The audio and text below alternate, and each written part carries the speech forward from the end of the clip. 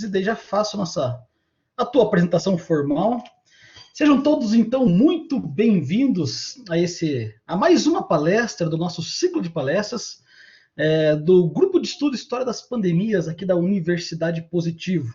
O professor Francis está aí, se dispôs a fazer uma fala para nós, a nos brindar com a sua palestra de suas pesquisas, professor daqui da casa, daqui da Universidade Positivo, e hoje vai estar aqui falando conosco sobre esse tema importantíssimo, né? Deixa eu pegar o tema inteiro aqui: presidencialismo e parlamentarismo, modelos de governo e as soluções para a pandemia.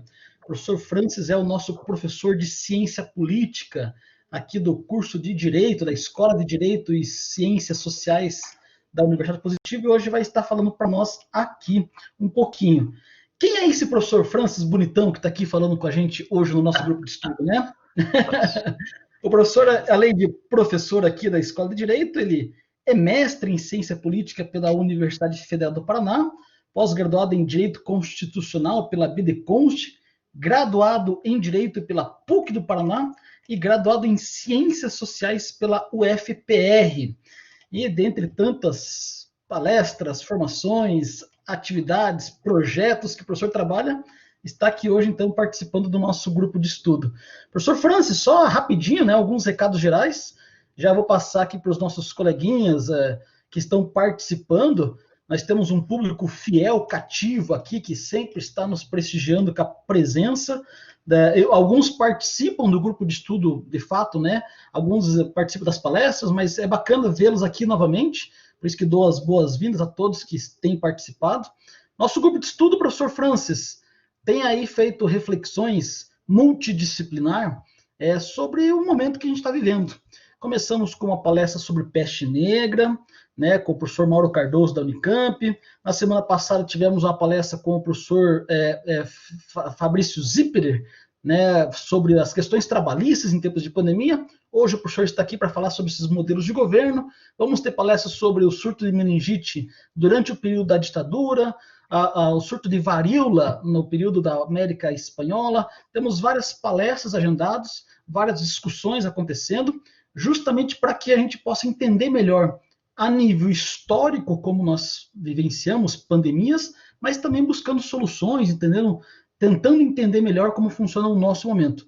Esse grupo de estudo, professor Francis, é um grupo de estudo coordenado por mim, professor Antônio Djalma, e pelo professor Álvaro Fonseca Duarte, nosso parceiro de longa data. Professor Álvaro, tranquilo? Quer dar uma palavrinha para os nossos participantes aí?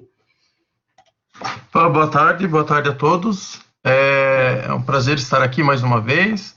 As nossas terças-feiras à tarde, mesmo chuvosas, têm se tornado divertidas com esse nosso grupo de discussão, com esse momento de troca de ideias. E é bom a gente tá variando bastante os temas, as abordagens em torno de um mesmo tema, e eu acho que isso vai criar uma massa crítica suficiente para que a gente tenha bons trabalhos do nosso grupo de estudos. Porque, né, como a gente se propôs no começo, é justamente ao final desse grupo a gente produzir artigos, produzir material que possa ser utilizado, que possa ser publicado, que possa mostrar tudo aquilo que nós refletimos ao longo desse grupo de estudos. Muito bem, vamos lá. Estou ansioso com esse tema aí. Né? Quando eu olho esse tema de presidencialismo e parlamentarismo, eu lembro da campanha que teve em 93. Eu era bem criança, tinha 8, 9 anos. 9 anos, eu lembro das musiquinhas, dos artigos a favor do parlamentarismo, voto ao presidencialismo. Então, é um tema que eu gosto bastante. Que maravilha. Eu me recordo dos nossos folhetinhos nas ruas, para dizer voto na monarquia, voto no parlamento. Quando eu voltava da escola na década de 90, tinha nos cantinhos aqueles santinhos, né? E com a opçãozinha para você marcar, eu lembro de ter marcado algumas opções ali, beleza? Último recado, antes de passar a palavra para o professor Francis, o Irajá me avisou aqui que está com o nosso chat bloqueado. Aguentem firme que já vou atualizar aqui nosso esquema e já vai dar para vocês poderem fazerem a participação aqui, beleza? Professor Francis, sem mais delongas, estamos aqui para te ouvir, não para nos ouvir, então por favor. Vou compartilhar os seus slides, você vai ver aqui no cantinho, na tela aqui inicial, né, uma flechinha para ir para frente, para trás, para baixo, para trás e assim por diante. E você vai ter a opção de comandar aqui. Mas se tiver com alguma dificuldade, eu vou estar aqui para te auxiliar, beleza? Francis Rick, manda bala, professor.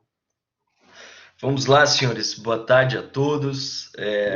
Boa tarde. Djalma, muito obrigado pela oportunidade, né? Eu fico muito feliz. O Djalma é um amigo de longa data de outras instituições e a gente deu a sorte de entrar na Universidade Positivo, quase somos contemporâneos, quase, né? Eu entrei um pouquinho antes, depois você logo em seguida.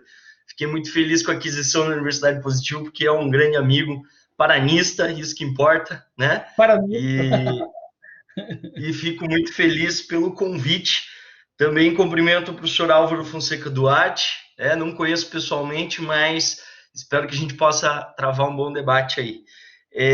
Realmente, vocês lembraram de um momento histórico do nosso país que, pós-Constituinte de 1988, se estabeleceu que 5 anos após a promulgação haveria um plebiscito nacional para tratar sobre forma de governo e forma de Estado. Forma de Estado era entre monarquia e república, graças a Deus venceu a república, e entre formas de governo você poderia escolher no plebiscito entre presidencialismo e parlamentarismo. Mas a vitória ao presidencialismo já estava posta há muito tempo. A gente vai observar, muita gente fala, e isso é da boca pequena, né, que a nossa Constituição de 88 é caracteristicamente parlamentarista, o que não é verdade. Ela, desde o seu início, desde a fundação e da estruturação da comissão geral para tratar sobre o tema, ela já tinha moldes presidencialistas, porque, de fato, os políticos da época, aqueles que estavam à frente do processo, estavam muito interessados, mais na frente, em se tornarem presidentes da República. Tanto é que a nossa primeira eleição foi repleta de candidatos, Mário Covas, Ulisses Guimarães, Lula, Collor, dentre outros, disputaram essas eleições. Então, a gente se tornou, de fato, um sistema presidencialista pós-Constituição e depois reafirmado por meio de um plebiscito. E desde então a gente tem se comportado como um modelo presidencialista.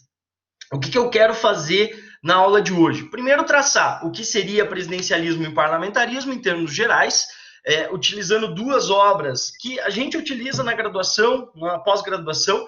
Uma, primeiro, que é esse livro do Bobbio, que chama Estado, Governo e Sociedade, e esse outro livro aqui, que chama Modelos de Democracia, de um autor da ciência política chamado Arend Lipschitz, um holandês, e que eu gosto muito, que o nome é Modelos de Democracia, Desempenho e Padrão de Governos em 36 Países, além de 2 artigos do professor Fernando Limonge.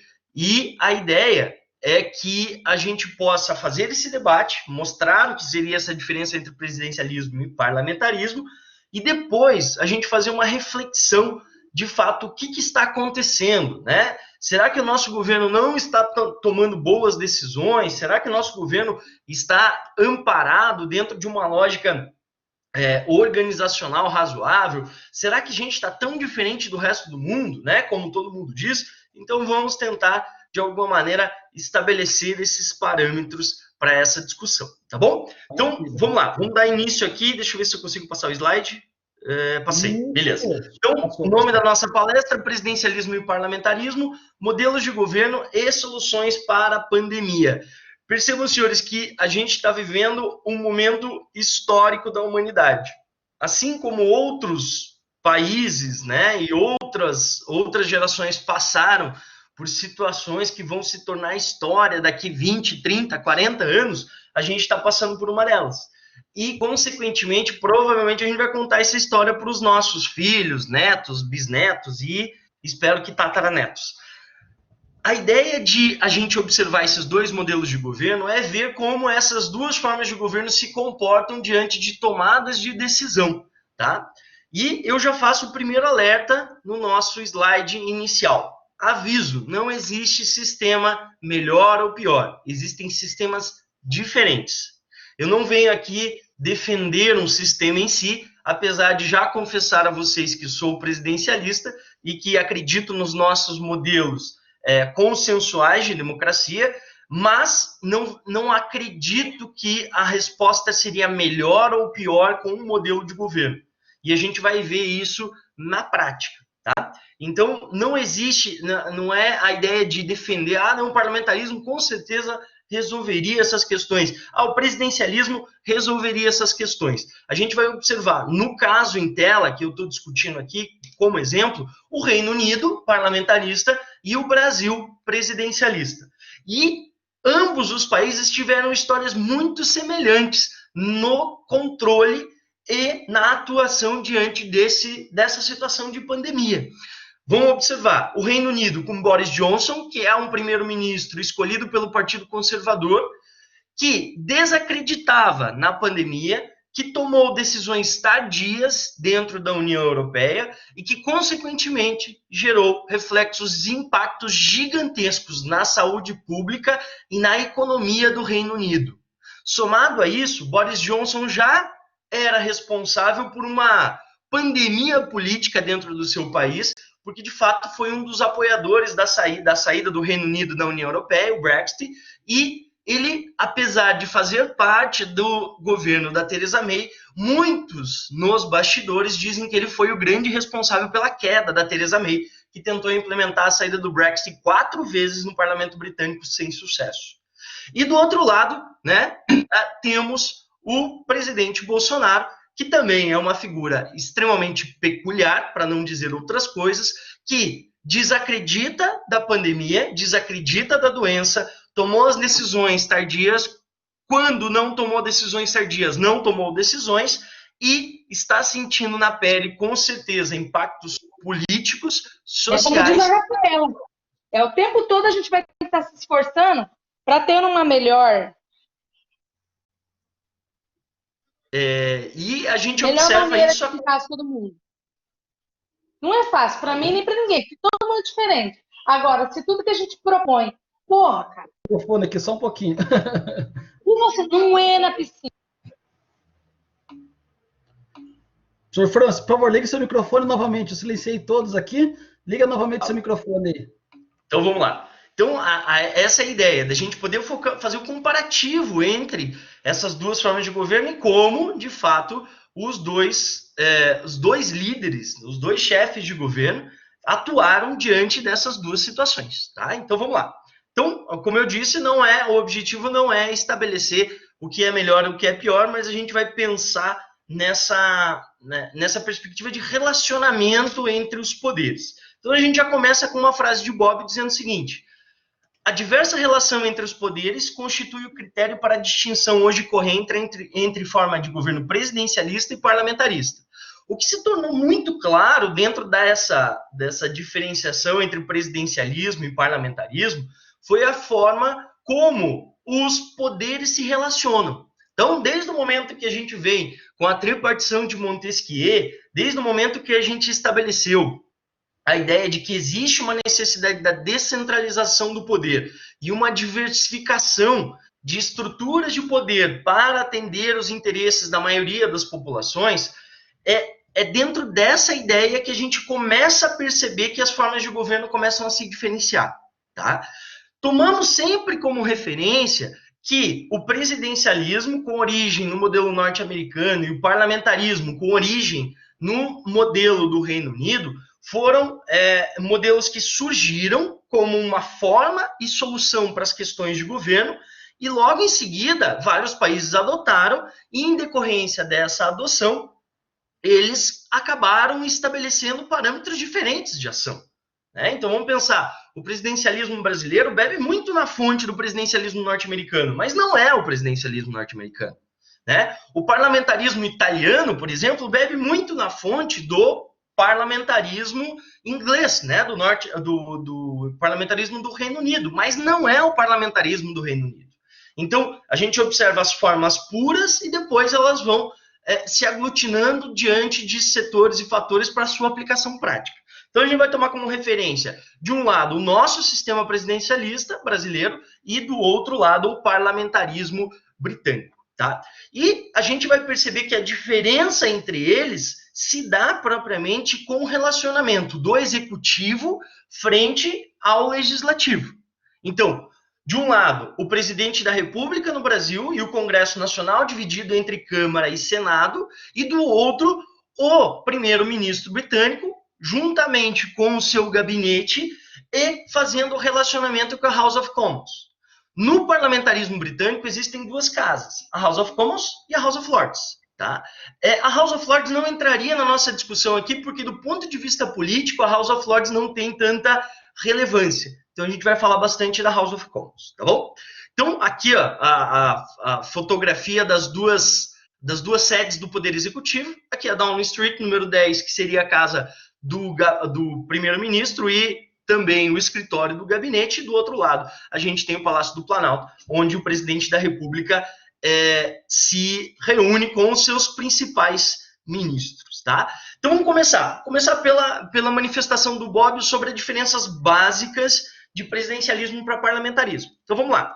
No presidencialismo, aquela na qual vigora uma nítida separação entre poder de governo e poder de fazer as leis, separação fundada sobre uma eleição direta do presidente da República, que também é chefe de governo, e sobre a responsabilidade dos integrantes do governo perante o presidente da República e não perante o parlamento.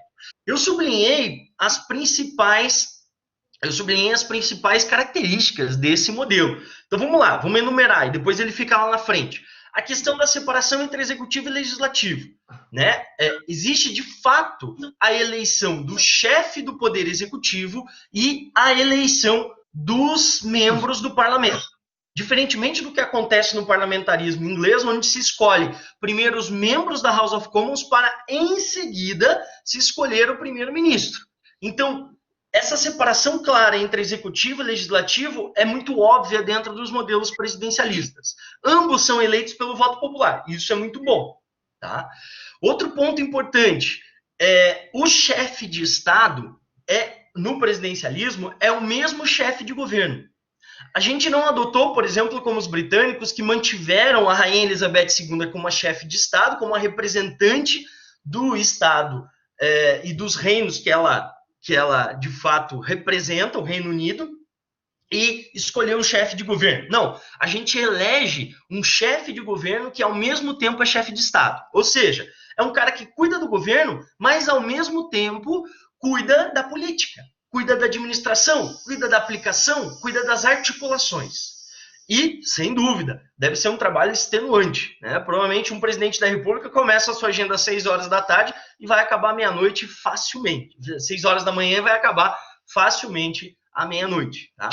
É só dar uma olhada, por exemplo, na figura dos presidentes quando entram e quando saem. Eles saem de lá extremamente envelhecidos, provavelmente por um trabalho muito estressante. Tá? Os integrantes de governo, eles são escolhidos pelo presidente da República diretamente e podem ou não levar em consideração as cadeiras dentro do poder legislativo, tá?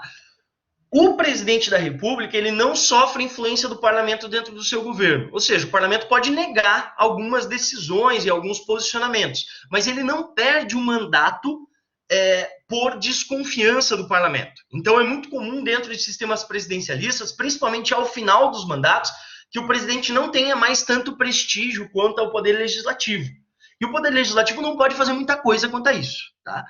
Só faço um parênteses. Tá? A gente passou por um procedimento de impeachment há alguns anos atrás. Então a gente está numa situação extremamente atípica.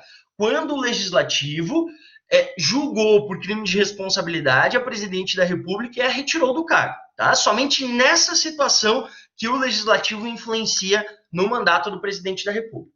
Então essas são as características gerais do presidencialismo. No parlamentarismo, diz o Bobbio, aquela na qual, mais que separação, existe um complexo jogo de poderes recíprocos entre governo e parlamento, fundado sobre a distinção entre chefe de Estado e chefe de governo, sobre uma eleição indireta do chefe por parte do parlamento, que exprime através do voto de confiança e desconfiança. Então, no parlamentarismo, existe uma confusão entre executivo e legislativo. E isso não sou eu quem diz, é o Arndt Lipschitz. Ele fala, olha, existe uma confusão tão grande entre esses dois poderes que a gente não consegue diferenciar o que é um e o que é outro. E acaba sendo muito normal, porque geralmente aquele que vai ser escolhido primeiro-ministro ou já foi ou é membro do parlamento. E esse mesmo chefe de governo que vai se tornar primeiro-ministro vai escolher muitas vezes membros do parlamento para fazer parte do seu gabinete. Então, essa confusão é muito grande. E também a confusão se demonstra quando, por exemplo, o primeiro-ministro acaba perdendo apoio no legislativo, e o legislativo poderia fazer um voto de confiança ou desconfiança ao seu mandato, retirando ele da função de primeiro-ministro. No Reino Unido, eles têm um tom bem civilizado quanto à saída dos primeiros ministros. Geralmente, o primeiro-ministro ele é convidado a sair. Né? Não se tem esse voto de desconfiança categoricamente. Geralmente, ele é avisado. Né? Os membros do parlamento, do partido com maioria, acaba avisando o primeiro-ministro, falando assim, renuncia, é melhor para você. Né? Então, isso se tornou algo meio categórico. Aconteceu com a Theresa May, aconteceu com o David Cameron, aconteceu com o Tony Blair, aconteceu com vários outros primeiros ministros que acabaram saindo. Tá? Então, existe esse voto de confiança e desconfiança. Outro ponto importante no parlamentarismo é que a figura que faria a função de chefe de governo, ela não é escolhida pelo voto popular. Olha que coisa interessante. Os britânicos fazem a eleição para membros da House of Commons. E o partido com maioria de cadeiras na House of Commons, pós-processo eleitoral, vai ter o direito de fazer o governo de Vossa Majestade. O que é isso? O partido com maioria de cadeiras, que chega ao número mágico de membros do parlamento. Hoje o parlamento é composto aí de 650 membros. Se ele chega com mais da metade das cadeiras dentro do parlamento, ele teria direito de ir conversar com a Rainha Elizabeth, fazendo um posicionamento para que ele pudesse implementar um governo. Percebam, o primeiro-ministro não é escolhido pelo povo em si. Ele é escolhido pelo partido com maioria dentro do poder legislativo, nesse caso, House of Commons. Tá? Djalma, parece que sumiu minha apresentação aqui, mas eu vou continuando de acordo com a minha. Já até coloco de novamente. Tá aqui. Bom. Ele deve ter clicado no botãozinho ali. Pode ir para frente. Então, o que a gente observa é que, de fato, a gente tem essa diferenciação muito clara entre essas formas de governo. Né? Então, são algumas características que são recorrentes. E a gente vai ver que essas características escolhidas acabam gerando reflexos na forma de decisão de governo. Tá?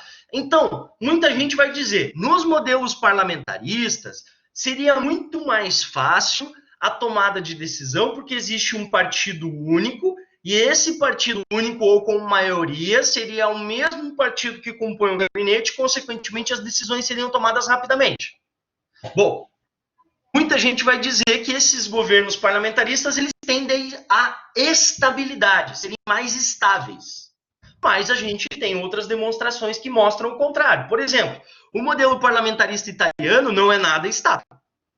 Ele tem mudança de primeiro-ministro de 2 em 2 anos, de 1 ano e meio. Então, é um modelo parlamentarista, mas que tende à instabilidade. Aí a gente vai falar, não, como tem a composição na House of Commons, que é de maioria de um partido e o gabinete é do mesmo partido, as decisões são tomadas rapidamente. A Theresa May provou o contrário. Ela era do Partido Conservador, tentou implementar o plano de saída do Reino Unido da União Europeia 4 vezes e foi derrotada pelo próprio partido. Então, percebam, essas lógicas acabam se perdendo diante da análise de sistemas. Tá? Eu já vou mostrar para vocês como é que funciona essa dinâmica da House of Commons. A House of Commons seria como se fosse uma Câmara dos Deputados aqui no Brasil. Só que como lá é unicameral, como existe uma Câmara só, que é a Câmara Política, ela seria somatória da Câmara dos Deputados e do Senado Federal aqui no Brasil. Tá? Eles têm a chamada House of Lords, mas a House of Lords ela tem decisões que são decisões com cunho hereditário e são mais voltadas a algumas questões orçamentárias. Tá? É uma casa de consenso. Eu já vou mostrar isso para vocês, tá? Então, tomando como referência isso e essas explicações básicas que o Bob dá sobre formas de governo, eu queria incluir agora uma discussão que o Arendt Lipschitz faz, tá? Como eu disse para vocês, o Lipschitz é um autor holandês que faz uma análise sobre 36 democracias no mundo e demonstra com 10 parâmetros principais como essas democracias se comportam. tá? Esse comportamento de democracias pelo mundo, ele vai chamar de modelos consensuais e modelos majoritários. A gente não vai entrar nessa situação aqui, eu vou trazer para a nossa lógica de discussão de forma de governo, tá? Então, assim, ó, para os modelos parlamentaristas que tendem à maioria, o Arthur Limpschard vai ter a seguinte afirmação: as maiorias devem governar e as minorias devem fazer oposição. E nos modelos consensuais, que eu vou trazer para o presidencialismo, ele afirma o seguinte: todos aqueles afetados por uma decisão devem ter a oportunidade de participar. Percebam que essas duas afirmações são afirmações totalmente diferentes. De um lado, a gente tem as maiorias que governam e as minorias que fazem oposição, e do outro lado, ele pede que os sistemas de governo tenham um bom relacionamento para que todos tenham a oportunidade de participar. Claro, quando não existe consenso, quando a gente tem uma dificuldade muito grande de chegar ao consenso, provavelmente a gente não dê espaço para todo mundo e teremos um problema. A mesma coisa vai acontecer no modelo parlamentarista. Quando a gente não tem maiorias e a gente não consegue implementar nossas formas de governo, provavelmente teremos problemas. Tá?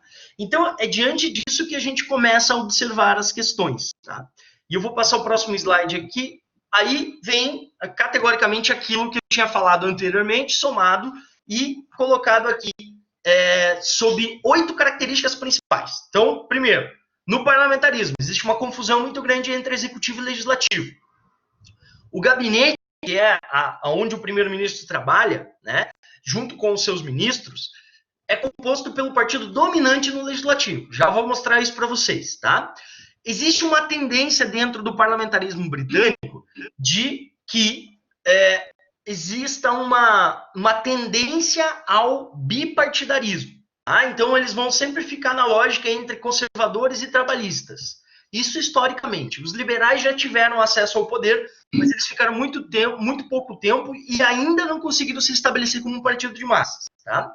Outra característica, o sistema deles de eleição é distrital majoritário, ou seja, cada distrito de 60 mil eleitores são... Opa, tá passando rápido aqui. Cada distrito de 60 mil eleitores vai escolher um representante da House of Commons e vai ter uma cadeirinha lá. Tá? Então, é muito comum que nos distritos as pessoas cobrem do seu representante na House of Commons. Tá bom? Outra característica, o governo parlamentarista britânico ele é unitário e centralizado. Então, todas as decisões, ou boa parte das decisões do dia a dia que vão afetar os indivíduos, vão passar por dentro da House of Commons. Tá? Existe uma ideia de um legislativo unicameral, ou seja, existe apenas uma Câmara com decisão política. Apesar da existência da House of Lords, a House of Commons é a que importa. Tá? E lá existe uma diferença entre chefe de Estado e chefe de governo. O chefe de Estado é aquela famosa Rainha Elizabeth II, aquela que é eterna, né? Vocês já devem ter visto vários memes sobre ela, que ela já viu várias guerras mundiais, ela já viu tudo acontecendo e até hoje ela permanece lá. Né? Então muita gente vai dizer que ela é imortal. Né? Então ela é a chefe de Estado do Reino Unido.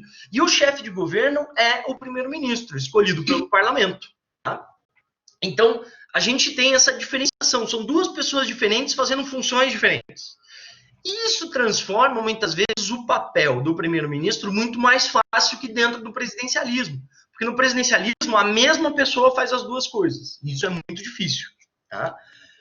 E a última característica. No parlamentarismo, existe um voto de confiança que pode interferir nos mandatos dos primeiros ministros. Ou seja, existe um controle muito grande do legislativo frente às tomadas de decisão do primeiro-ministro.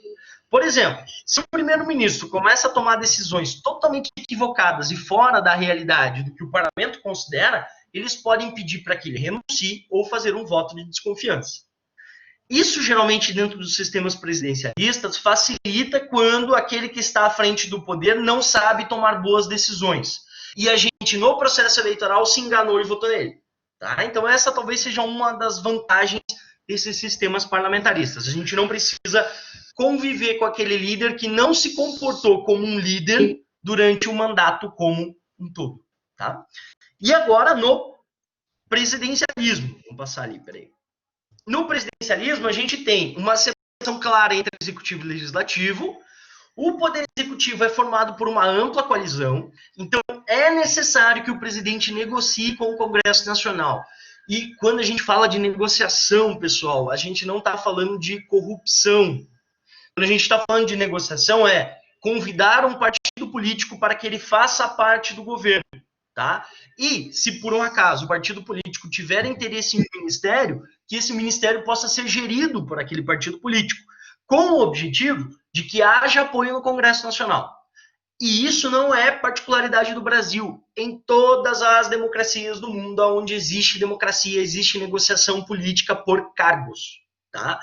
Aliás, isso demonstra evolução no sistema, tá? Aí é diferente da gente defender corrupção, é diferente da gente defender irregularidade. Irregularidade é uma coisa, corrupção é uma coisa, e negociações com partidos políticos é algo absolutamente natural dentro de sistemas políticos. Eu não sei, talvez muito motivado por muitas questões que a gente passou nos últimos anos, a gente tenha colocado isso numa vala comum e tenha considerado que todo tipo de negociação de partido com o governo seja algo pejorativo, quando na verdade não é. Tá? Então existe a necessidade que o chefe do Poder Executivo faça uma ampla coalizão. E isso é absolutamente necessário. O Djalma me pergunta, a negociação faz parte do jogo político? Muitas vezes sim, tá? Mas eu não digo negociação assim, me dá um cargo para minha nora, ou para o meu irmão, ou para o meu vizinho, que eu te dou apoio político. Não, eu estou dizendo o seguinte, por exemplo, vamos chutar o Partido Verde vai ganhar o meio ambiente e vai gerir a pasta do meio ambiente, porque ele me apoia no Congresso Nacional. E o Partido Verde, dentro dos meus parâmetros de governo e dentro da nossa discussão, vai implementar a agenda que ele achar necessária para a instituição de políticas públicas voltadas ao meio ambiente. Percebam? Isso não tem nada de corrupção. É como se eu chamasse alguém para trabalhar comigo. É como se eu, dentro de uma grande empresa, fosse chefe de um departamento e procurasse os melhores nomes para trabalhar junto comigo, para que eu tenha ganhos lá na frente. E isso na política é absolutamente normal, essa negociação. Tá? Continuando, senhores. O sistema o sistema presidencialista, ele trabalha numa questão de multipartidarismo. Aqui no Brasil, pessoal, né, como tudo no Brasil, comida é muita comida, festa é muita festa, bagunça é muita bagunça, felicidade é muita felicidade, coisas boas são muitas coisas boas, e dentro da política, partido é muito partido. Tá? Então a gente tem aí, diante desse modelo de multipartidarismo, hoje, regularmente inscritos no Tribunal Superior Eleitoral, 33 a 34 partidos políticos regularmente constituídos. No Congresso Nacional, a gente tem 29 partidos com representação. É muita coisa. Eu costumo dizer o seguinte, né? Se a gente tivesse que fazer um almoço com líder de cada um dos partidos, tivesse que reservar a mesa no restaurante, seriam poucos restaurantes que poderiam atender a nossa demanda. Talvez uma Madalosso, talvez uma grande churrascaria. Então, olha a dificuldade que a gente teria de uma negociação, tá? Então, o que a gente tem? A gente tem, efetivamente, um modelo de muita dispersão partidária, muita fragmentação partidária, tá? Além de tudo, a gente tem, dentro do sistema eleitoral, uma representação proporcional, que a gente elege os deputados federais, e uma majoritária, que a gente elege os senadores. Então, ambos que fazem parte do Poder Legislativo são eleitos de maneira diferente. E isso faz com que a dinâmica seja diferente. Outra característica do nosso modelo, um federalismo que se estabelece dentro de uma lógica de descentralização. O Brasil, por ser do tamanho que dificilmente conseguiria centralizar todas as decisões de governo. Por isso, tem que descentralizar para os estados e municípios. E isso é absolutamente normal. É muito estranho, por exemplo, quando o presidente Bolsonaro reclama dos governadores e prefeitos, quando, na verdade, os governadores e prefeitos eles servem ao auxílio do presidente da República na tomada e na implementação de políticas públicas, né? Então, essa descentralização acaba sendo muito necessária para o tamanho do Brasil. Provavelmente, o Reino Unido caberia várias vezes dentro do território brasileiro. Então, eles têm essa vantagem de ser um país um pouco menor. E com clivagens sociais, diferenças sociais pouco menores também, tá? Aqui, a gente tem um forte bicameralismo. Se a gente fosse olhar pela figura ali, tem duas cúpulas. né? Uma cúpula virada para baixo representa o Senado e uma cúpula virada para cima que representa a Câmara dos Deputados. Câmara com 513 parlamentares e o Senado com 81 senadores. Tá? O chefe de Estado e chefe de governo são a mesma pessoa. Tá? Então, o presidente Bolsonaro, por exemplo, é tanto chefe de governo quanto chefe de Estado. Tá? E o Poder Legislativo não interfere no seu mandato, exceto se a gente tiver um procedimento de impeachment, que, na verdade, deveria ser uma situação bem incomum e peculiar. E dentro da nossa história constitucional a gente já passou por duas. Tá? Então, essas são as características centrais dessa diferenciação entre presidencialismo e parlamentarismo. Agora vamos olhar como é que funciona dentro do parlamentarismo a quantidade de membros na House of Commons. Aqui está o parlamento britânico. Então, a gente tem hoje 365 conservadores e 202 trabalhistas, de um total de 650 membros. Ou seja, quando os conservadores tomam uma decisão, nem que todos os partidos somados pudessem observar e se unir contrariamente aos conservadores, eles conseguiriam derrubar a demanda. Ou seja, o parlamento facilita muito a vida do primeiro-ministro, porque se ele tem uma maioria significativa dentro da estrutura da House of Commons, é bem possível que o seu governo seja tranquilo e estável, tá? Percebam a quantidade menor de partidos políticos, né? Então a gente tem o Partido Conservador com 365, seguido do Partido Trabalhista, que é a oposição, 202, e logo em seguida a gente tem o Partido Nacional Escocês com 48 parlamentares e outras pequenas agremiações partidárias. Então, essa dicotomia entre esse bipartidarismo entre trabalhistas e conservadores vai ser uma constante dentro do modelo britânico. Vamos comparar isso com o presidencialismo brasileiro? Próximo slide demonstra isso. Olha lá o que a gente tem, né? Então, a gente observa aqui, no presidencialismo brasileiro, a Câmara dos Deputados com 513 parlamentares e o Senado Federal com 81 senadores, e olha a quantidade de partidos, tá? Olha a quantidade de partidos que a gente tem aqui na Câmara, 28 para 29, e no Senado chegou a 18 ou 17, aí vai dependendo das articulações políticas.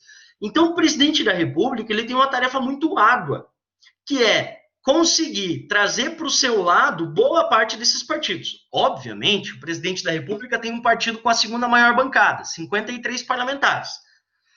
E, obviamente, para que ele tenha apoio, ele já tem 1/3 do Congresso Nacional, ou 1/10 do Congresso Nacional. Necessário é que ele consiga trazer outros partidos para o seu lado. E isso não é tão difícil, pessoal. Tá?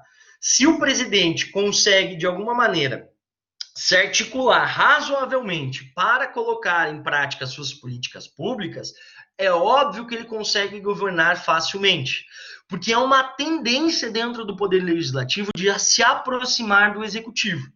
Afinal, o Legislativo não tem orçamento.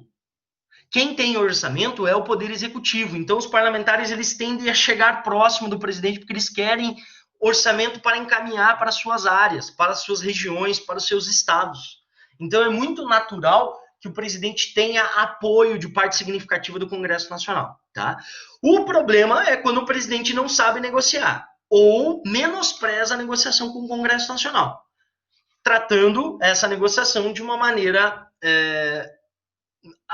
digamos, em tom pejorativo. Tá? Porque, assim, em qualquer outro tipo de profissão, tem maus profissionais como tem bons profissionais. A tendência é que tenhamos mais bons profissionais do que péssimos profissionais. Então, obviamente que na classe política isso também acontece. E é muito infantil a gente generalizar isso e tratar como se todo mundo estivesse no mesmo balaio, quando na verdade não está. Né? Então, continuando aqui a nossa análise, né? Diante dessas características, temos algumas hipóteses, que são hipóteses pessimistas, tá? Então, eu vou ser bem pessimista quanto ao presidencialismo. E talvez responda aquela questão que está pairando na sua cabeça. Por que o Brasil não dá certo? Né? E também é muito senso comum isso, mas vamos lá, vamos trabalhar em cima. Então, eu fiz 5 hipóteses. Nos sistemas presidencialismos, no sistema presidencialista, existe uma tendência à dispersão de forças. Isso pode ser comprovado pela quantidade de partidos, pela quantidade de membros nas casas, de quantidade de partidos que lutam pelo poder. Beleza? É pessimista, tá?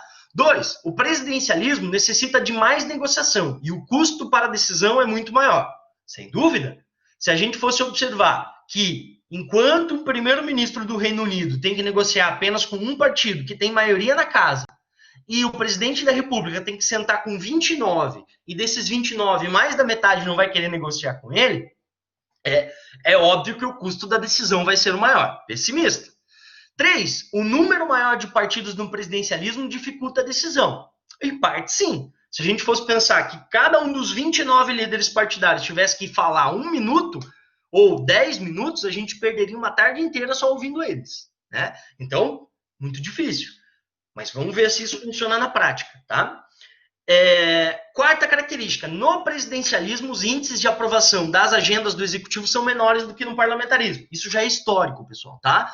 A tendência é que dentro dos modelos presidencialistas se tem uma aprovação da agenda do presidente da República em torno de 75%. Essa é a média histórica no Brasil.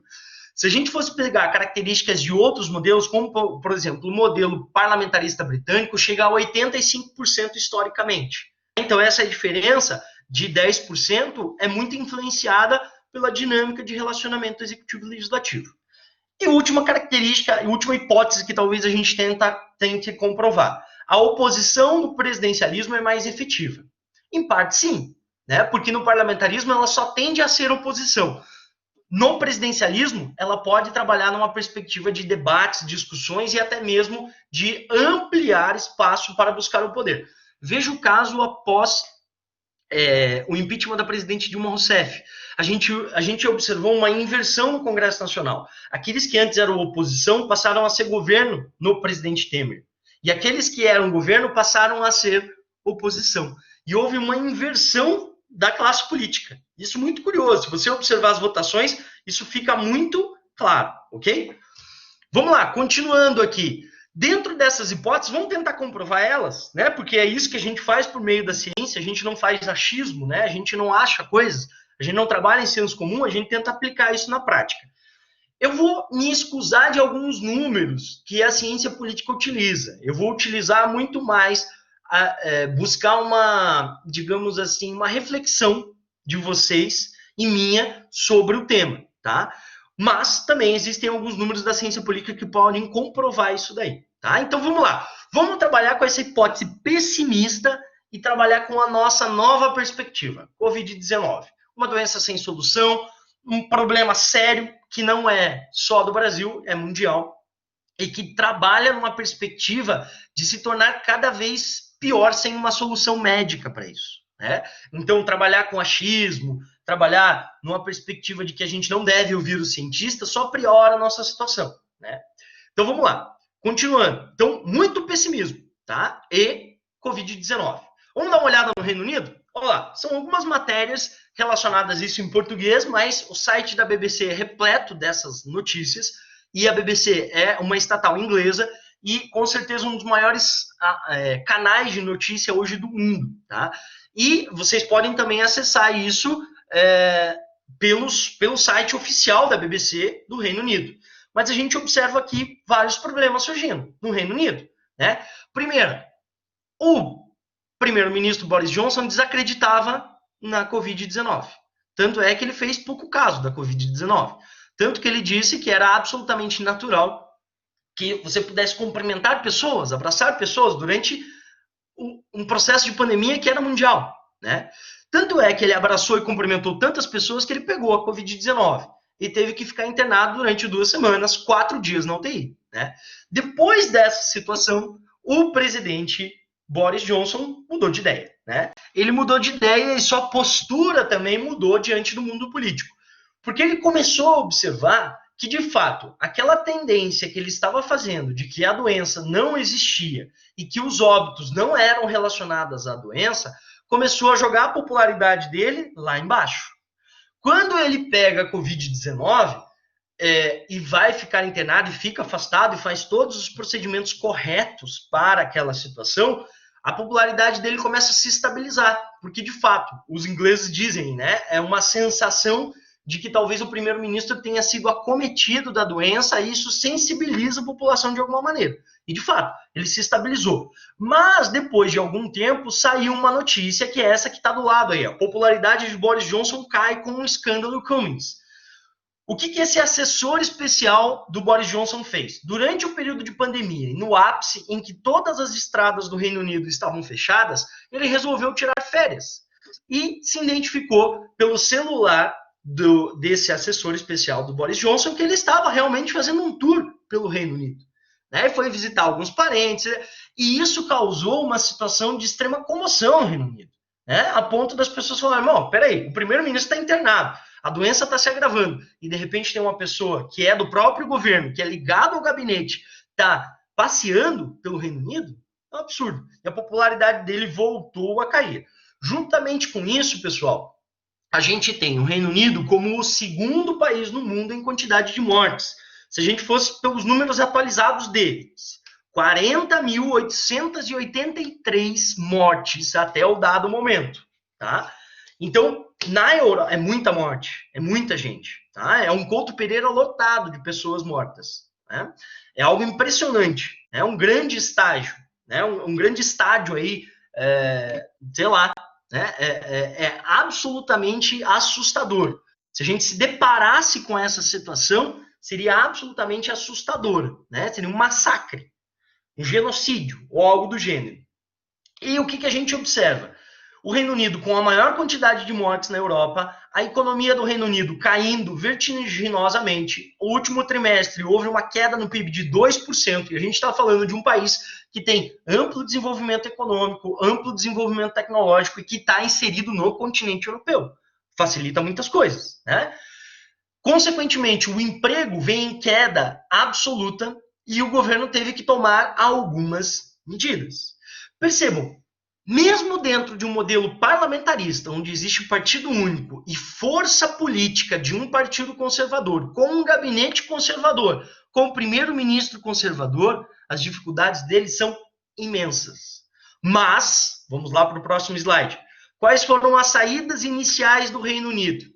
E aqui são alguns investimentos que o governo do primeiro-ministro Boris Johnson tem. Palpáveis, né? Investimento total de 418 bilhões de libras, ou seja, 2,5 trilhões de reais na economia, pagamento de 80% dos salários dos trabalhadores por 3 meses por parte do governo, e aí eu estou falando de um salário quase que integral, tá? Não é uma ajuda de custo. Então pega lá o teu salário, especificamente seria lá de 5 mil libras, eles vão pagar 80% de 5 mil libras, ou seja, tua queda orçamentária e tua queda econômica é muito menor do que, de fato, receber uma quantia pequena de ajuda de custo. Tá? Suspensão do pagamento do IVA, né, que é o Imposto de Valor Agregado, sobre toda a lógica da economia até junho de 2020, ou seja, até agora, até o final desse mês. Retirando das costas, talvez, do empresário, do comerciante, do empregador, uma série de tributos. E um plano de contingência para a abertura econômica que tem 4 estágios. O primeiro estágio seria uma abertura econômica para situações e atividades que não necessitam de contato humano, e depois, sucessivamente, até o 4º estágio, aonde a economia e a sociedade se abriria, só que de maneira paulatina, num prazo de 4 a 3 meses. O que o Reino Unido tem de diferente do Brasil? Um plano de contingência nacional, um plano de investimento econômico, um plano de pagamento de salários, uma suspensão de recolhimento de tributos. E isso como se a Covid estivesse acontecendo, não fingindo que as coisas não acontecem. Talvez o governo conservador do primeiro-ministro Boris Johnson tenha muito mais facilidade de ser colocado em prática algumas questões, mas a gente observa que houve um movimento de toda a classe política ao entorno da resolução da questão relacionada à Covid-19. Tanto é que o prefeito de Londres, que é do Partido Trabalhista, e historicamente o Partido Trabalhista ganha a prefeitura de Londres, se uniu ao primeiro-ministro, que ele nunca jamais na vida conversou, para fechar um acordo de contingência da doença. E talvez essa seja uma solução mais acertada para qualquer tipo de forma de governo, seja ela presidencialista ou parlamentarista. Continuando, e vamos fazer um comparativo com o nosso Brasil, utilizando mais ou menos os mesmos órgãos de comunicação, Estadão, BBC, entre outros. O Brasil, coronavírus, morte no Brasil passa de 37 mil após a controvérsia sobre dados. Senhores, eu estou falando de um escândalo que acontece no Reino Unido, onde 40.800, em torno de 40.800 pessoas faleceram em decorrência da Covid-19. E aqui no Brasil a gente está falando de 37 mil. Vocês têm dúvida que a gente ultrapassa o Reino Unido em breve? E vai se comparar aos Estados Unidos?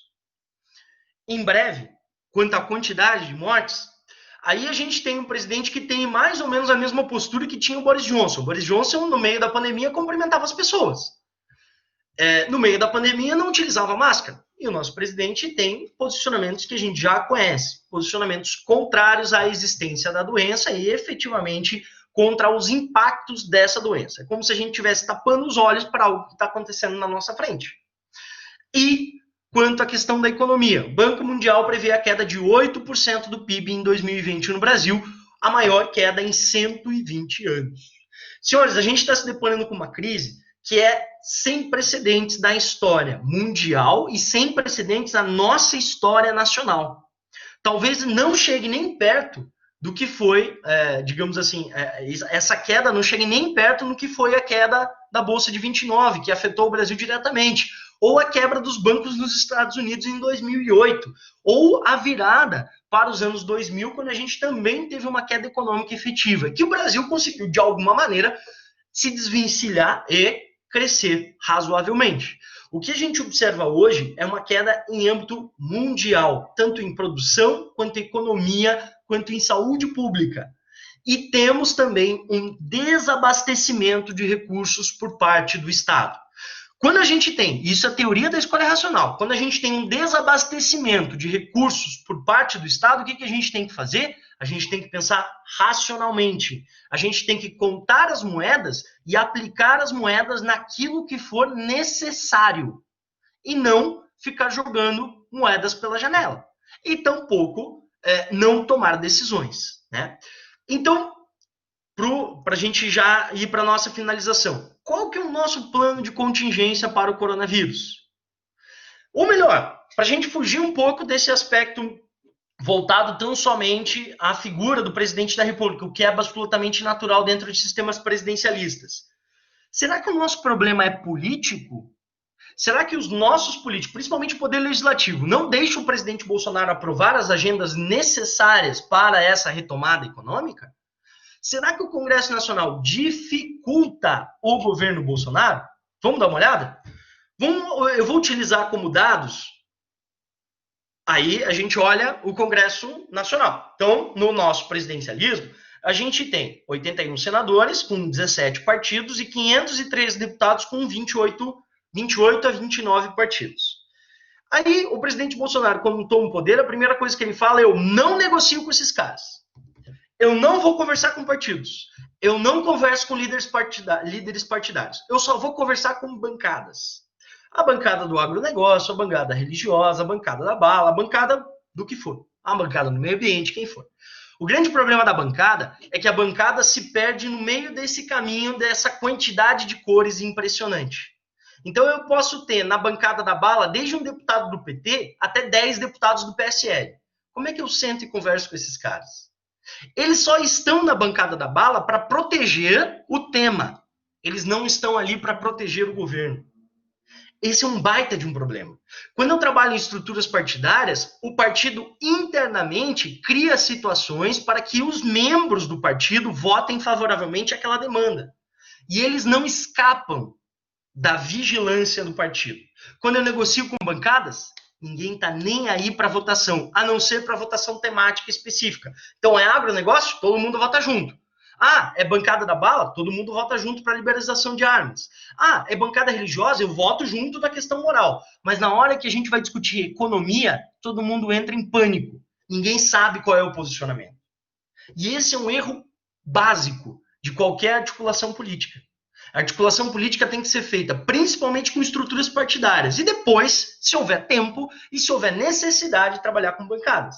Aí o presidente Bolsonaro cria essa estratégia. Talvez nos 2 primeiros meses tenha funcionado muito bem e pegou bem na opinião pública. Mas a gente tem uma grande dificuldade disso no mundo real. No mundo real, as coisas não funcionam dessa forma, tá? Vamos dar uma olhadinha, então, mesmo assim, mesmo diante dessa dificuldade, mesmo diante da situação de que eu não quero negociar com os partidos políticos, vamos ver se o Congresso Nacional é uma pedra no sapato do presidente Bolsonaro? Aqui a gente tem dados do Estadão, que ele tem um banco de dados, um Big Data, que se chama Basômetro, que eles fazem análise de todas as votações do Congresso Nacional. Tem um rigor científico muito bom, muito próximo de grandes revistas científicas de âmbito internacional da ciência política. E aqui eu coloco para vocês um dado do presidente Bolsonaro, né, nesses anos de governo. Bolsonaro, o Congresso votou de acordo com as suas orientações de governo 76% das vezes, acima da taxa histórica de 75%. Ah, professor, mas ainda é pouco. Você falou que lá no parlamentarismo é 85%. Pois é, o sistema é diferente. No presidencialismo, a média histórica é 75%. O presidente Bolsonaro está acima da média. Vamos comparar com outros governos? Vamos comparar com os últimos governos que a gente teve. Lula 1, Lula 2, Dilma 1, Dilma 2, Temer e Bolsonaro. Olha a média dos principais governos que a gente teve nos últimos anos. Lula 1, 77% de aprovação de agenda. Lula 2, que foi um governo tranquilo, estável politicamente, né? 79% de aprovação de agenda. Dilma 1, 75% de agenda, de aprovação de agenda. Dilma 2, 65%. E aí aconteceu o processo de impeachment. Temer, 76% de aprovação de agenda. Bolsonaro, 76% de aprovação de agenda. Dá para reclamar do Congresso Nacional? Tem como a gente observar o Congresso Nacional como um veto player, ou seja, como um agente que não possibilita a implementação de formas de governo, que não possibilita a implementação de agenda? Sinceramente, é possível? Acredito que não. Então, se o nosso problema não for político, vamos pensar em outras questões? É problema institucional? Então quer dizer que o presidente da República não pode fazer tudo o que quer? Não, não pode fazer tudo o que quer. O Supremo Tribunal Federal, ele, em vários momentos, sendo o representante do Poder Judiciário, ele vai tentar, sim, de todas as formas, limitar a usurpação do poder que muitas vezes o líder político vai fazer. E isso é absolutamente normal. Isso aconteceu em todos os governos. Isso aconteceu de todas as maneiras. Pode ser que o presidente Bolsonaro seja um pouquinho mais autoritário e tenha que ser limitado mais vezes. Mas isso não é culpa do Supremo Tribunal Federal. Como também não é culpa do Congresso Nacional a aprovação ou não de suas agendas, porque ele está dentro de uma taxa histórica de aprovação que é absolutamente igual a governos estáveis ou governos instáveis. Então, a gente não tem um problema político. Talvez a gente tenha um problema de governabilidade, de relacionamento do Poder Executivo com o Legislativo. E aí ficam algumas questões que a gente pode debater daqui para frente. Qual seria o nosso problema? Temos problemas de governabilidade? Acredito que não. Apesar da grande quantidade de partidos políticos, apesar da grande quantidade de parlamentares, ainda assim a gente tem um governo estável. O número excessivo de partidos ajuda ou prejudica o presidente? Olha, dependendo da situação, você pode analisar como prejudicial, mas dependendo da forma com que você toca o governo, ajuda. 3, temos problemas com o Congresso Nacional ou falta de articulação? Falta de articulação? Bem possível, né? Mas isso talvez não seja por indisposição do Congresso, mas por falta de competência da articulação do Poder Executivo. E a grande pergunta que nos paira, e que é necessária para esse momento: temos planos concretos pós-pandemia? Ou a gente vai ficar brigando até o final dos tempos, até quando a nossa economia parar, até quando uma quantidade imensa de mortes acontecer, ou até quando a gente não tiver mais sistema único de saúde em decorrência de vários fatores e dessa, digamos assim, desse blackout geral dos aspectos de ordem social que a gente está vivendo agora, tá? Senhores, essas eram algumas das minhas reflexões. Aqui estão as minhas referências bibliográficas, aqui só algumas, tá? Eu utilizei esses 3 textos como referência, que eu tinha citado no início da nossa atividade. Se vocês quiserem printar, tirar fotos, depois a gente pode repassar isso para vocês também, porque toda análise, toda fala, ela tem que ser acompanhada por bibliografia. Afinal, a gente está dentro de uma academia, né? É necessário isso. E, por último, senhores, a gente tem os meus contatos. Se vocês quiserem dialogar, quiserem debater, eu estou à disposição. Se puderem me seguir nas redes, principalmente no YouTube, onde eu vou disponibilizar essa palestra mais para frente, para que a gente possa também criar um diálogo legal, tá bom? Espero ter ajudado vocês e fico aberto a questões, fico aberto a análises que vocês queiram fazer. Show de bola, professor. Agora você está de sacanagem, né? Você joga umas perguntas daquelas ali, deixa a gente tudo curioso aqui agora, e ao invés de trazer soluções para os nossos debates, você vai trazer mais problemas. É para isso que serve a academia, Djalma, é para criar questão, entendeu? Você só joga a questão e vai embora. É o apresentador Chacrinha, né? O professor Chacrinha, eu vim para confundir, não para explicar. Sim, sem dúvida. Não tem trazer mais... né? Professor, muito boa a sua palestra, muito legal mesmo. Eu não vou ligar o vídeo porque ele trava o meu computador toda vez que eu ligo o vídeo, tá? Então eu peço desculpa para vocês. Muito interessante, eu anotei aqui algumas coisas para a gente conversar, mas eu queria começar pelos partidos brasileiros, falando ali do grande número de partidos, e a gente vê, e depois aquela sua fala sobre o voto pelas bancadas, né, e junta a gente de todos os partidos para fazer um voto pela bancada, e depois, quando se tem assuntos mais densos, se perde, né, a economia. A pessoa não sabe com quem votar, porque não tem uma bancada da economia, né, e por assim dizer. O que a gente vê, e eu já vi essas críticas várias vezes, é que os partidos brasileiros eles não têm uma linha ideológica bem definida, né? Por exemplo, a gente tem lá o famoso PSL, que foi o partido pelo qual o Bolsonaro se elegeu, que de social liberal, dessa liberal... né, esse socialismo liberal, não tinha nada, né? Quer dizer, ele fala de liberdades individuais e é contra o aborto, por exemplo, a ideia do liberalismo, né, das liberdades individuais. Quer dizer, não tem a base ideológica daquilo que está no nome do partido, né? Eu estava vendo hoje apareceu no meu Facebook uma lembrança de 2 anos atrás de uma crítica que eu estava fazendo ao PTB, uma propaganda que estava na televisão sobre o Partido Trabalhista Brasileiro, que o PTB estava defendendo Estado mínimo, estava defendendo diminuição de juros, que é tudo aquilo que o PTB, o velho PTB de guerra, né, da época dos anos 60, 50, 60, quando surgiu, era contra, né? Tudo aquilo que o Pasqualini era contra. Eles queriam um Estado forte, queriam... Quer dizer, esvazia-se o discurso daquele partido, né, ao longo do tempo, e chega hoje a um partido que tanto faz você ser chamado de trabalhista, de liberal, de social-democrata, do que for, porque importa mais os acordos não são dados conforme a linha ideológica, né? Eles são feitos conforme outros interesses.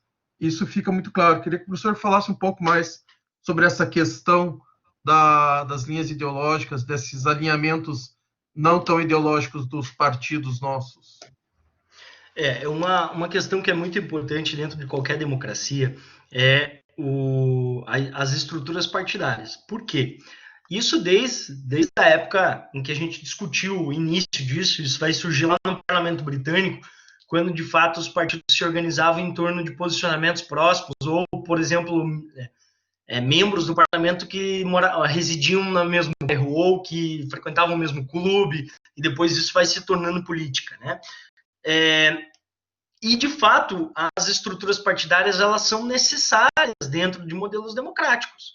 Se a gente não tiver essas estruturas partidárias, geralmente a gente não tem mais ou menos um norte a seguir, né? Vou utilizar o exemplo do parlamentarismo britânico. A gente tem claramente qual é o posicionamento dos conservadores sobre a economia e o posicionamento dos trabalhistas sobre a economia. Então, por exemplo, o eleitor do Reino Unido, ele não se engana quando ele vota num candidato que é trabalhista ou conservador. Isso facilita a compreensão dele sobre política, tá?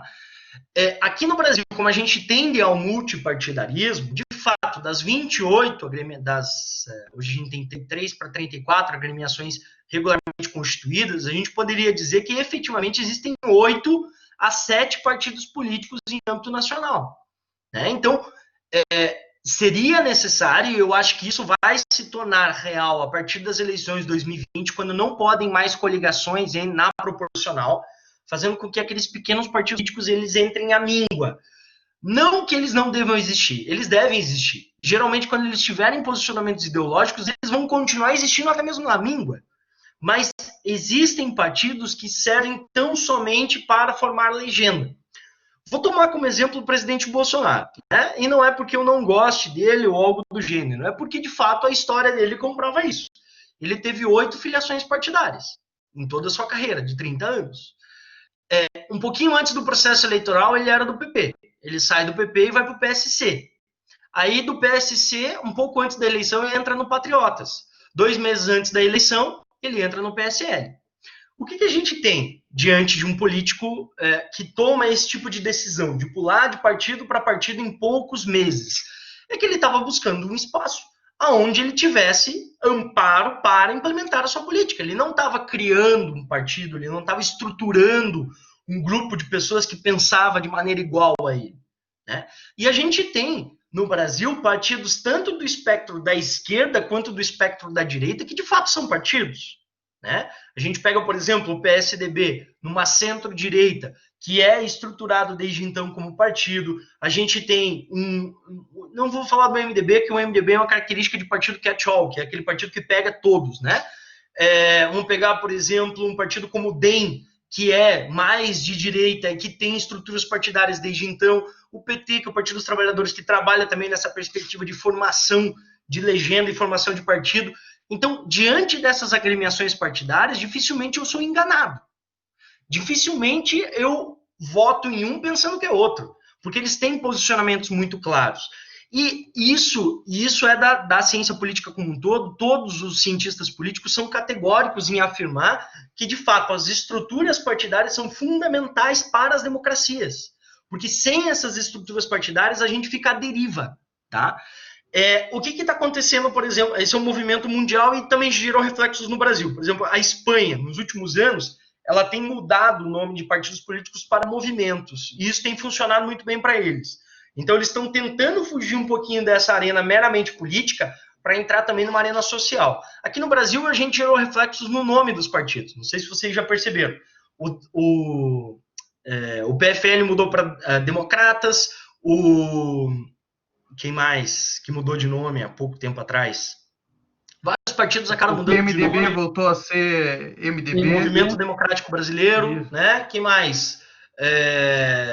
Então, vários partidos que mudaram de nome muito nessa ideia de movimento, de tentar interagir políticos com sociedade. Esse é um movimento interessante, mas ainda assim não deixa de ser estrutura partidária, tá?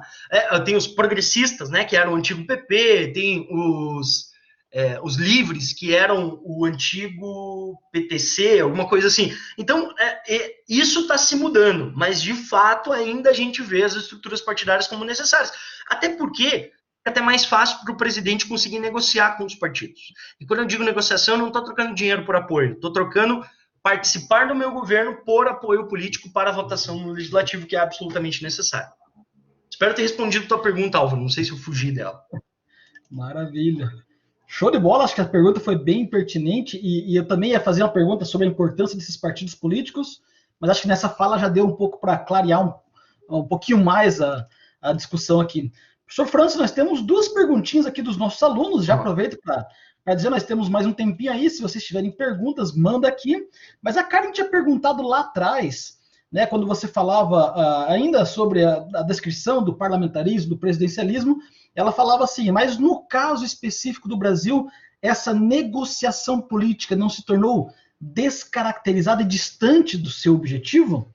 E porque ela está dizendo que muitas vezes parece que os partidos políticos perderam seus objetivos ao distanciar dessa linha ideológica clara. É mais ou menos isso que você estava tentando nos mostrar, professor?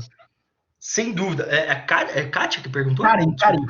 Karen, perdão. Karen, para te responder essa questão, eu concordo com você. Eu acho que a gente tem que fazer uma reflexão crítica sobre as estruturas partidárias em vários momentos da nossa história, em decorrência dessa negociação, né, que eram negociações políticas. Em muitos momentos elas se tornaram negociações em torno de cargos, em torno de verbas, em torno de orçamento. Tá? E isso é muito ruim.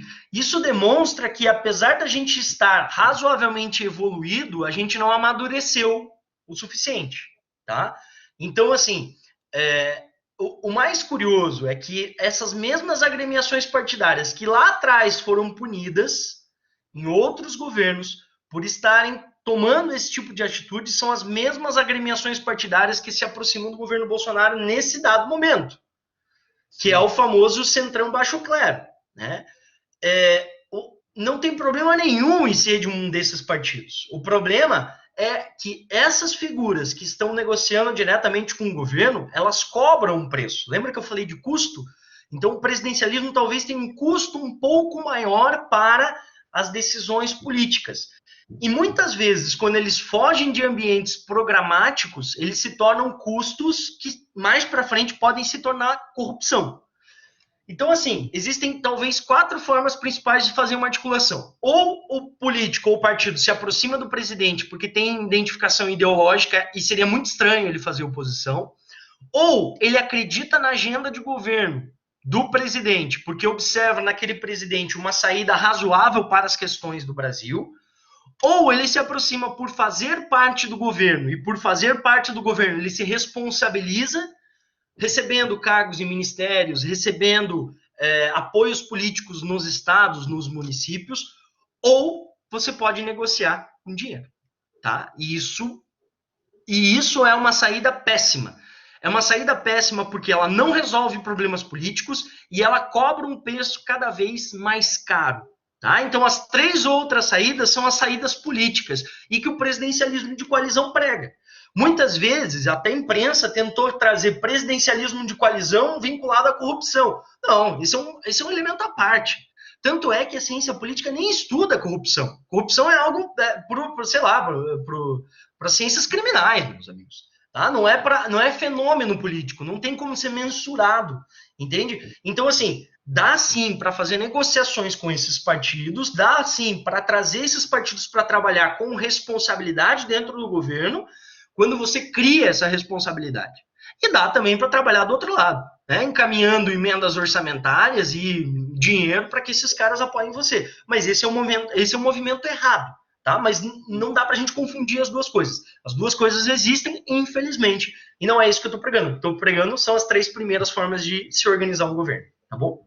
Maravilha, show de bola. Professor, tem mais uma perguntinha aqui. Vamos lá.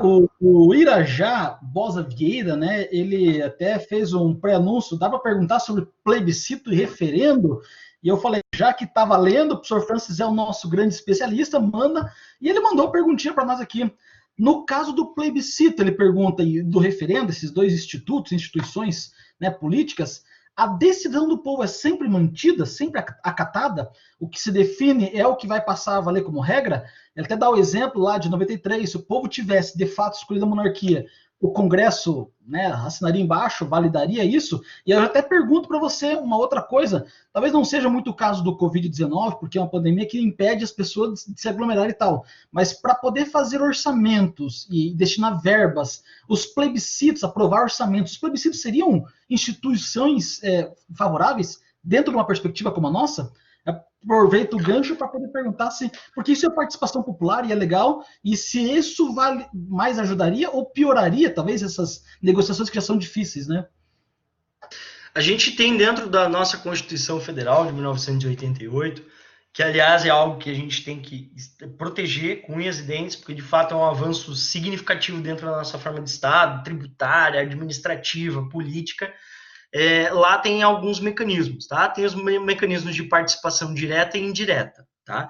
As formas de participação indireta são por meio do voto, da escolha de representantes na votação e tal, e depois esses representantes ungidos desse poder né, eles vão exercer as funções políticas, como representantes políticos. E tem as formas de participação diretas, que são 3. Referendo, plebiscito e lei de iniciativa popular. Tá? A lei de iniciativa popular fica de fora da nossa discussão agora. Vamos focar em referendo e plebiscito. Referendo. O referendo é o seguinte: a gente cria uma pergunta, isso é criada pelo Congresso Nacional, por meio de uma discussão em uma comissão específica. Essa pergunta vai dar fundamento para a continuidade ou não de uma legislação já existente. E o plebiscito é o contrário. Plebiscito, a gente cria uma pergunta, não existe qualquer tipo de regulamentação sobre isso, e a gente respondendo essa pergunta gerará mais para frente a regulamentação. Tá? No caso do plebiscito que a gente passou, plebiscito de 93, que era sobre forma de governo e forma de Estado. Como eu disse, graças ao bom Deus e graças a, talvez, a consciência do povo brasileiro, a gente escolheu a República. Senão, talvez a gente tivesse que desenterrar a família de Dom Pedro, né? Que nunca foram brasileiros, eles eram portugueses. Talvez a gente voltaria a ser colônia. Né? Graças a Deus isso passou. Né? Mas foi uma pergunta interessante. República ou monarquia? E, de fato, foi escolhida a República. E, obviamente, a continuidade disso. Mas a pergunta central nessa discussão era entre parlamentarismo e presidencialismo. A partir da resposta, se fosse pelo presidencialismo, as coisas continuariam do jeito que estavam. Se fosse pelo parlamentarismo, a gente teria que adaptar algumas situações. E, creio eu, que depois da decisão popular, que é soberana dentro de uma democracia direta, de fato, a gente teria que mudar, se por um acaso o parlamentarismo tivesse ganhado, tá? No referendo, a gente teve o referendo sobre porte de armas em 2005 e 2006, né? Em que existia já uma legislação que tratava sobre o tema, que é o Estatuto das Armas, e ela continuaria ou não em vigência em decorrência da fundamentação do referendo. E isso aconteceu, né? De fato, o Estatuto das Armas entrou em vigência, a população discutiu o tema, falou não pelo Estatuto, e a gente restringiu o Estatuto de uma maneira muito ampla, tá? Porque era para ele ser muito mais profundo. O porte de armas não existiria se o Estatuto tivesse passado. O porte é a posse, né? Hoje em dia, a gente tem essa possibilidade diante de algumas exceções, inclusive com alguns decretos inconstitucionais do presidente Bolsonaro, que ele possibilitou ainda uma maior abertura. Então, sim, quando a população se manifesta, tanto por referendo quanto por plebiscito, a gente tem, sim, um resultado prático.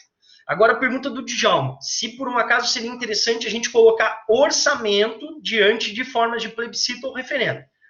Eu acho que não caberia, pelo seguinte aspecto: o orçamento é uma legislação toda específica, ela sai do Poder Executivo, é encaminhada, fechada para o Poder Legislativo debate, discute, vota e depois retorna para o Poder Executivo para sua implementação.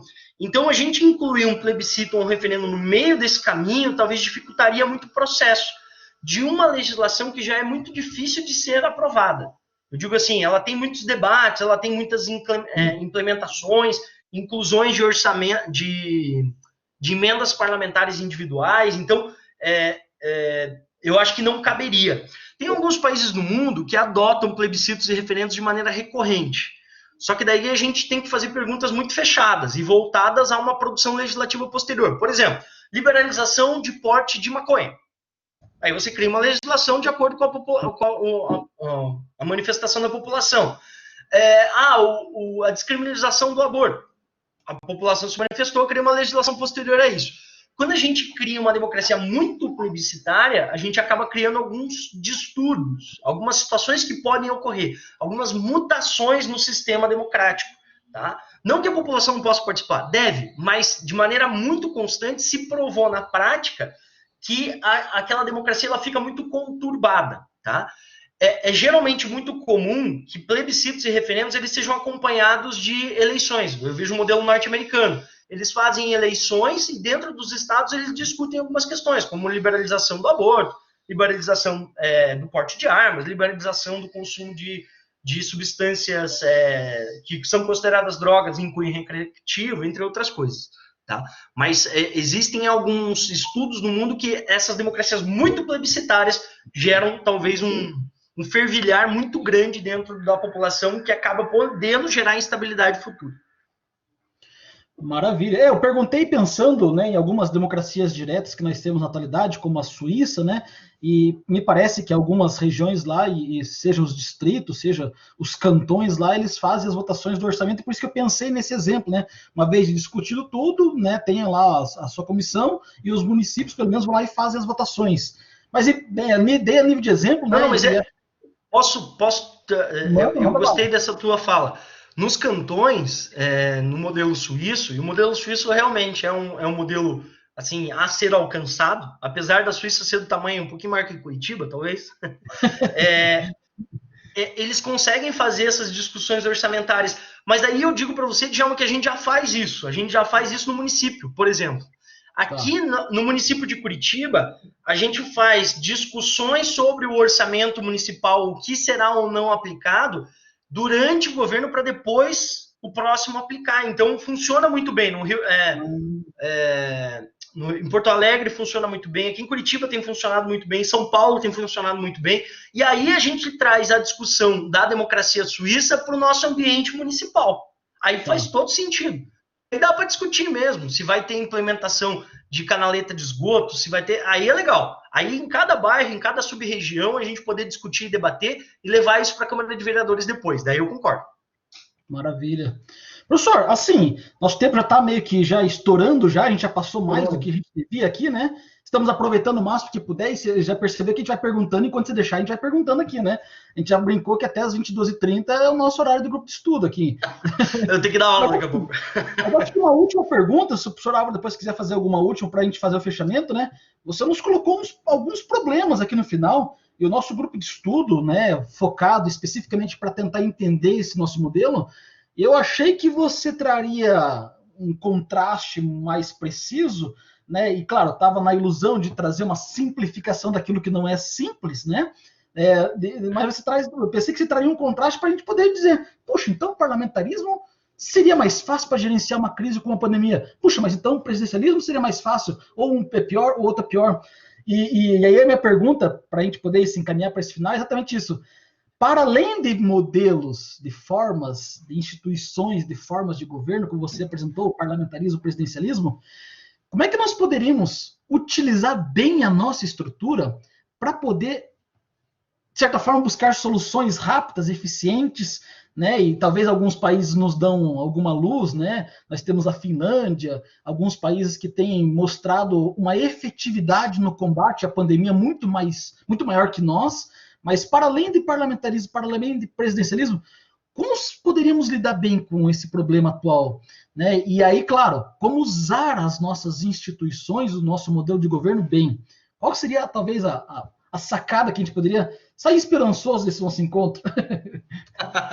Bom, John, você já respondeu você já fez a resposta na própria pergunta, tá? Então, assim, o nosso modelo não perde nada para nenhum modelo no mundo, tá? E isso eu deixo bem claro para os meus alunos quando a gente está discutindo e debatendo. Eu acho péssimo quando vem um analista político falar que o parlamentarismo é melhor que o presidencialismo se a gente vive dentro do modelo presidencialista. Aí ele quer zerar o jogo e começar tudo de volta. Pô, a gente avançou tanto nisso, para que mudar todas as instituições só porque você acha intelectualmente que as instituições deveriam ser da forma com que você pensa?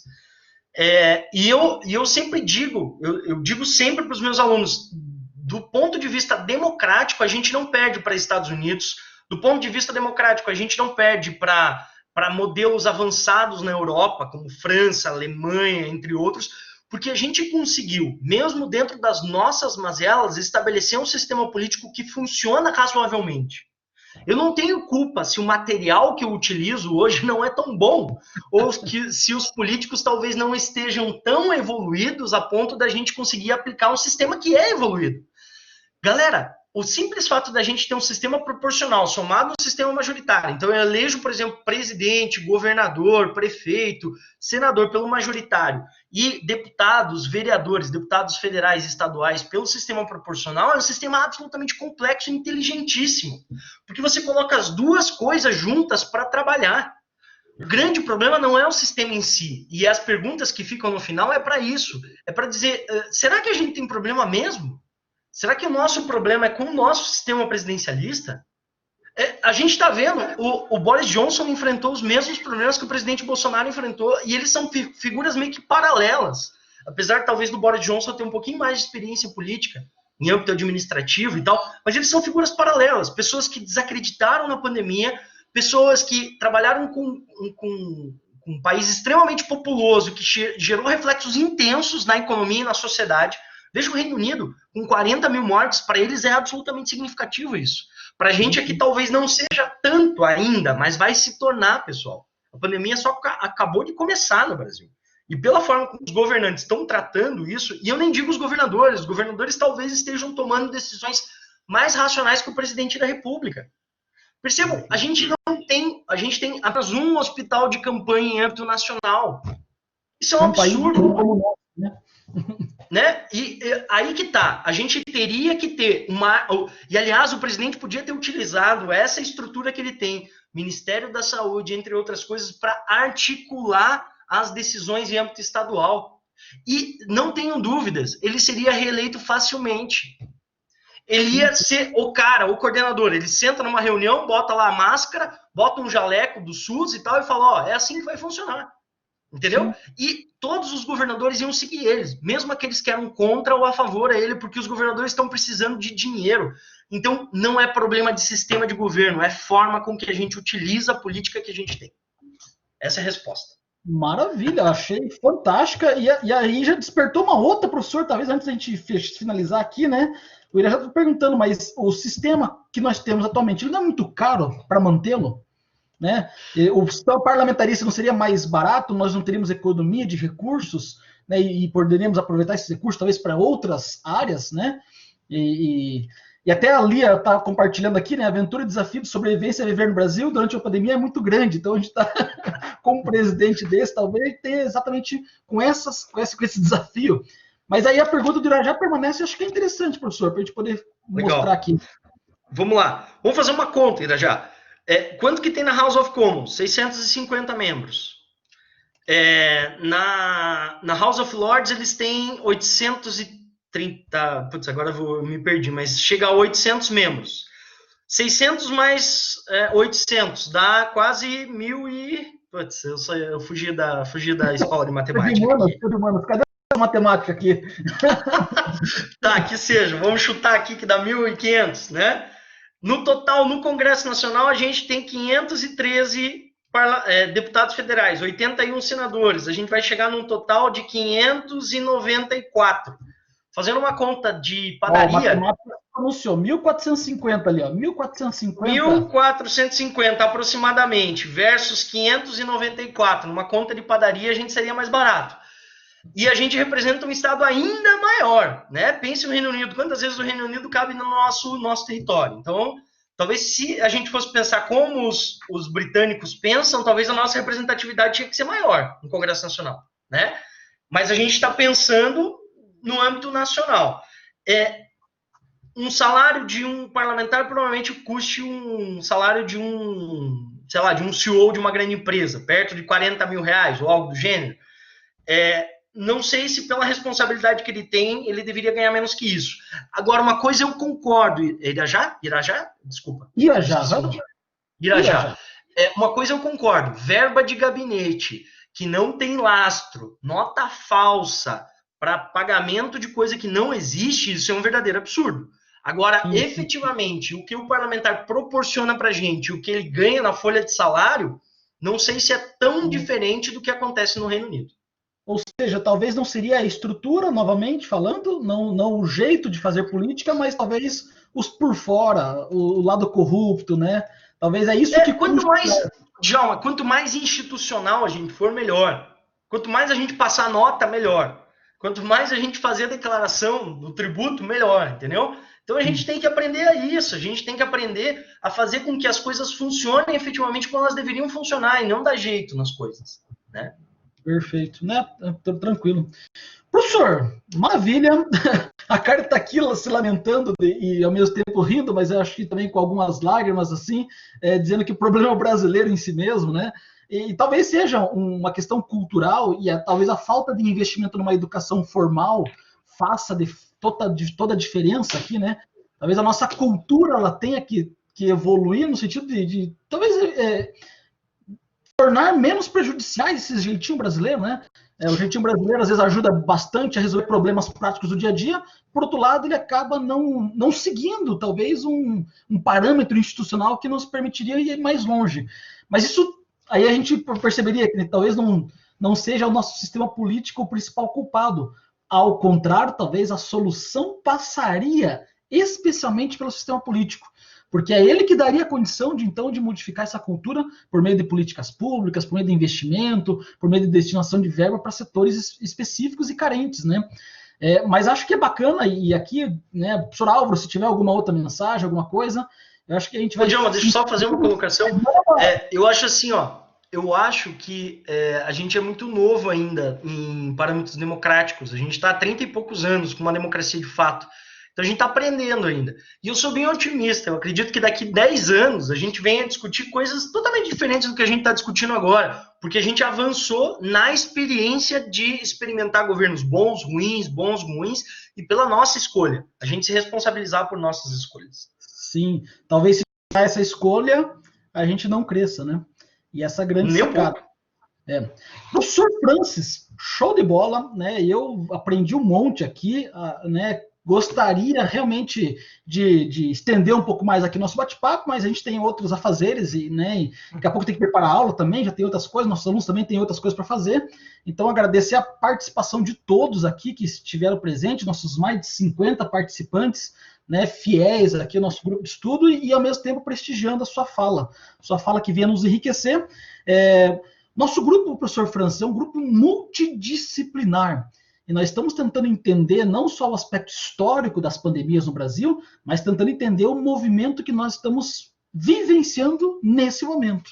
E talvez mostrar esse lado político, essa estrutura política para nós, seja de grande importância para as discussões futuras e para, quem sabe, nossos artigos, nossas produções intelectuais, porque isso vai servir de base para mostrar como que historicamente a gente consegue dar respostas, ou poderíamos ter dado resposta diferente, né? Agradeço muito a sua palestra aqui, professor. Seja sempre muito bem-vindo às nossas discussões. E se quiser deixar um recadinho final para os nossos alunos, agora é a hora. Legal. Pessoal, obrigado pela oportunidade, obrigado ao Álvaro, obrigado ao Djalma. Espero que a gente possa ter feito um bom debate e fico aberto a discutir essas questões nas redes sociais. Me sigam lá, a gente debate, troca opiniões. Sim. E aí vamos construindo esse conhecimento que é absolutamente necessário. Maravilha. Professor Álvaro. Agradecer mais uma vez ao professor Francis, foi muito legal a gente perceber essas nuances do nosso sistema político, que é bem nosso, né? Quem sabe a gente sai um dia do presidencialismo americano para o presidencialismo brasileiro, né? Exatamente o nosso modo de fazer presidencialismo. E, como você disse, a gente tem pouca experiência nisso, e a experiência que nós temos em democracia no Brasil, ela é bastante turbulenta, né? Desses 30 e poucos anos que você falou, já tiveram 2 impeachments. Se a gente pensar que a Merkel está há 15 anos como chanceler lá na Alemanha, que o Putin está há 20 anos, mais de 20 anos já lá na Rússia, como os sistemas parlamentaristas são muito mais estáveis, né, do que o presidencialismo, e apesar desses altos e baixos, a gente ainda tem conseguido construir, discutir essas questões e aprendido como se faz política. Então, agradecer ao professor e agradecer a presença dos alunos, dizer que é sempre bom a gente discutir numa sexta-feira com um cara de segunda de chuva, né? Essa tardinha aí que nós estamos, é sempre bom a gente ter essa discussão, aproveitar esse tempo da pandemia para aprender, para se aprimorar. Beleza? Uma boa tarde a todos. Valeu Francis, valeu professor Álvaro, valeu a todos que estão aí. E não percam nossos próximos eventos, nossas próximas palestras. Aí a gente vai compartilhando nas redes, nos grupos. E agradeço a todos por esse momento. Valeu, professor. Valeu. Um abraço. Até o próximo, viu? Valeu.